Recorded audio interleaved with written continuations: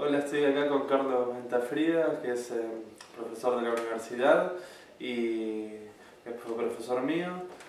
Y ahora está dando unas charlas sobre pensamiento y vida, se llama así el curso, el taller que da. Y bueno, le vamos a hacer unas preguntas de diferentes temas que maneja y trata y que hablamos también en las charlas. Sí, aquí cada sábado hacemos de cada mes, sí. ¿Cómo estás, Carlos? Pero muy bien, Rodrigo, ¿cómo estás vos? Bien, Bueno. contento de poder usar este espacio para contarte unas cosas. Bueno, lo primero que te iba a preguntar es acerca del taller en sí, de estas charlas y bueno, que me cuentes más o menos un poco de qué se trata y si es una continuación de lo que se enseña en la facultad, de lo que vimos en el ámbito académico, o se va por otro lado. Sí, sí, yo creo que la base es la misma y se amplía porque va por otros carriles que son, digamos, podemos decir, infinitos. De lo que hablamos en la facultad, como vos bien sabés, ya como dijiste como exalumno, es sobre macroeconomía internacional y yo lo ligo, digamos, a la economía y a la macroeconomía con el ser humano. O sea que me alejo un poco de lo técnico para acercarme al humano. Es decir, hoy parecería que la economía es central, que tiene su propia dinámica y que el ser humano es alguien que corre alrededor de ella, de la economía. Y sostengo, no soy el único, no invento nada, de que hay que recuperar el ser humano. La economía ha sido un instrumento creado por el ser humano para su servicio y nos da la impresión, sin temor a equivocarnos, de que es el ser humano el que está al servicio de la economía. Por ende, digamos, la economía de alguna manera se humaniza y el ser humano se convierte en un ente económico, en una cosa al servicio de eso que ha adquirido vida humana y que se llama economía. Los cursos, los talleres, las charlas que damos en casa es abierta a todo el mundo. Hay exalumnos de la facultad, pero es a quien quiera hacerlos, y donde el centro es esto, el ser humano. Y el ser humano se ha olvidado, digamos, casi hacerse preguntas sobre su existencia, es decir, sobre por qué está en esta vida. Y se me ha ocurrido, digamos, hacer estas charlas, seminarios, porque, sobre todo dentro de la gente joven, tanto varones como mujeres, que no las veo muy contentas con sus vidas, haciendo estudios y realizando trabajos que quizás y en muchos casos los tienen que hacer sí o sí por cuestiones fundamentales de vida, de subsistencia, pero como de una manera como entregados, como si eso es lo que hay en la vida, ¿no? Como si hubiéramos venido aquí para sufrir o para hacer algo, cualquier cosa, y no sé, y que pase la vida y tratemos de ser, no sé, lo menos sufrientes posibles. Bueno, esto es también una de las motivaciones principales de estas charlas, porque hay que recuperar al ser humano, porque el ser humano es fundamental, y cada uno de nosotros somos, como se dice generalmente, ya casi de manera automatizada, somos únicos e irrepetibles. Y la vida es maravillosa y tenemos que estar conscientes de ella y vivirla. Hay un tema que vos hablás, se escucha hablar, que es sobre el utilitarismo. ¿Y cuál es tu crítica sobre ese utilitarismo económico? El utilitarismo económico, sí. Sí, digamos, sí, también en el seminario vemos autores como Amartya Sen, que es un economista vivo, que da clases en Harvard, es un señor mayor, digamos, de origen indio, premio Nobel de Economía, vive en Estados Unidos, pero que además de ser economista es filósofo. Es decir, generalmente eso es otro de los temas, tanto como Adam Smith también era filósofo, que siempre se dice que Adam Smith era economista, es decir, hay como una atracción a destacar lo económico y no lo humano, filosófico, de estos autores. Entonces se lleva todo un sentido utilitario. El utilitarismo es, la crítica es que el utilitarismo es una cuestión de resultados, tiene que existir algo, tiene que servir para algo. Yo me acuerdo casualmente de una señora hace poco que en esta casa casualmente dijo, bueno, yo estuve en un curso tal de respiración y una señora le preguntó, bueno, ¿y para qué sirve respirar así de tal manera como nos quieren enseñar ustedes? Y el maestro, no sé cómo se le llama, el guía, el que dirigía eso, le dijo no sirve para nada. Y entonces esta señora que me lo contaba se sentía asombrada de la respuesta de ese muchacho, al cual consideraba que había dado esa respuesta porque era un muchacho que no sabía bien qué es lo que estaba haciendo. Lo que quiero decir con esto es que estamos metidos dentro de un mundo donde todo tiene que tener un sentido utilitarista y de resultado, tiene que servir para algo. Es como si yo te dijera, ¿vos tenés hermanas? Sí. ¿Y te sirven para algo? No sé, ¿me entendés? Es decir, me ayudan a hacer cosas, pero como servirme... No sirve, pero no te sirve. A mí. ¿Y vos tenés novia? Sí. ¿Y te sirve para algo?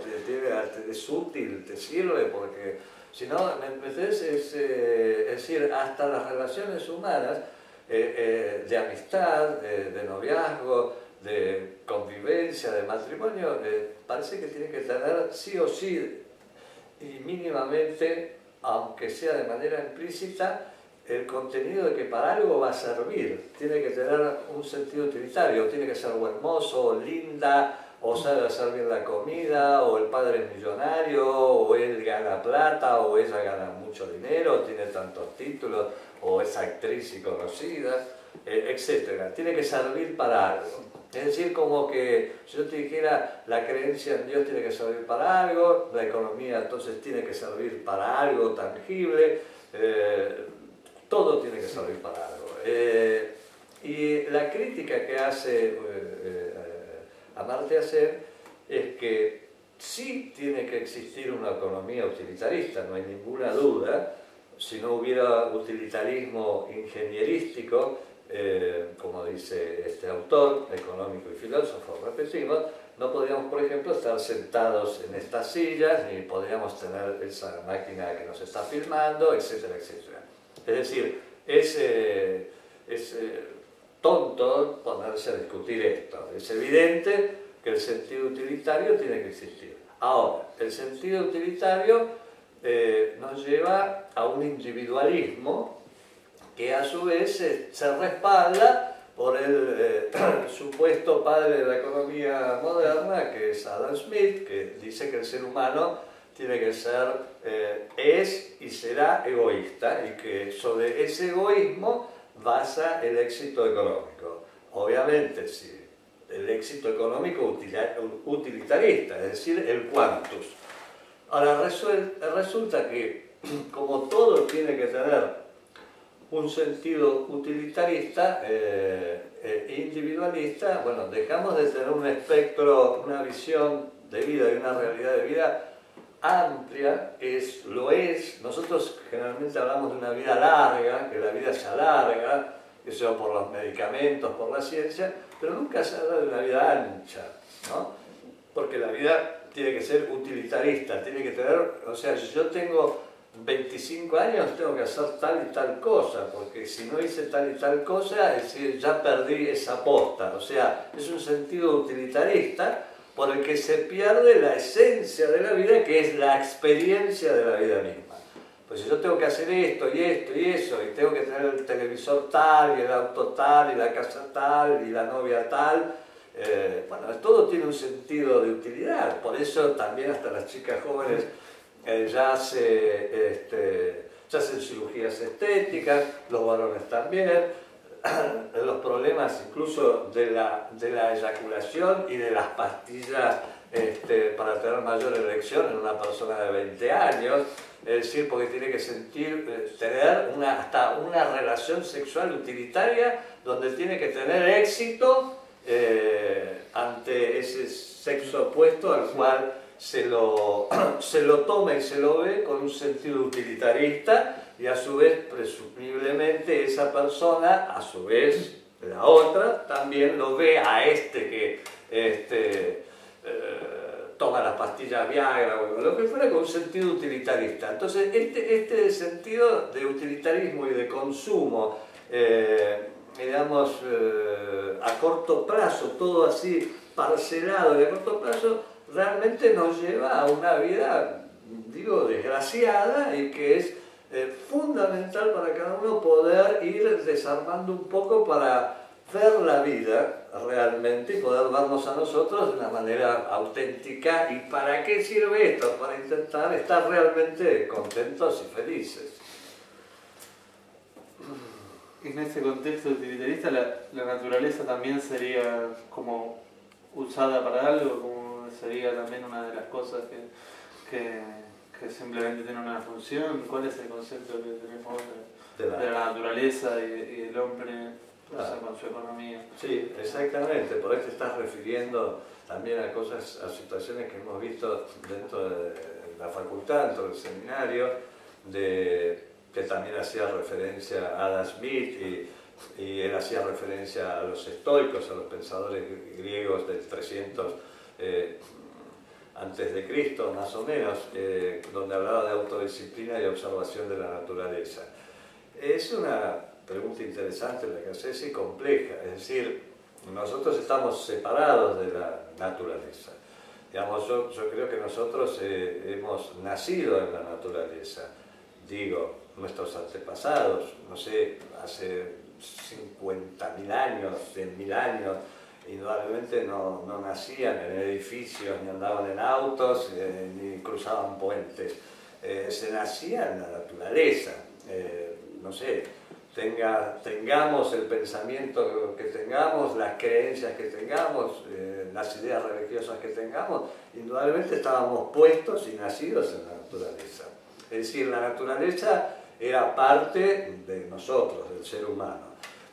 Esto es algo que podemos explicar más adelante, no sé si será de tu interés o no, pero para poder, digamos, reintegrarnos a la naturaleza, no en el sentido que volvamos a ser animales o seamos animalescos, sino en un sentido de comprensión de la vida nuestra, bueno, es fundamental poder volver a observar la naturaleza como algo que es parte de toda esta completud infinita que nos conforma como seres humanos, y no que sea tomada con ese signo egoísta de que la naturaleza es algo al cual la tenemos que dominar y por ende utilizarla para nuestros fines, que son siempre utilitaristas y de consumo. O sea, depredamos 700.000 hectáreas de bosque por día, los cuales no son suplantados por otros. Como sabemos, va cambiando la climatología, etcétera, etcétera. Pero realmente no tenemos ninguna conciencia de eso. Creemos como que, insisto, la naturaleza está a nuestro servicio y por ende la depredamos.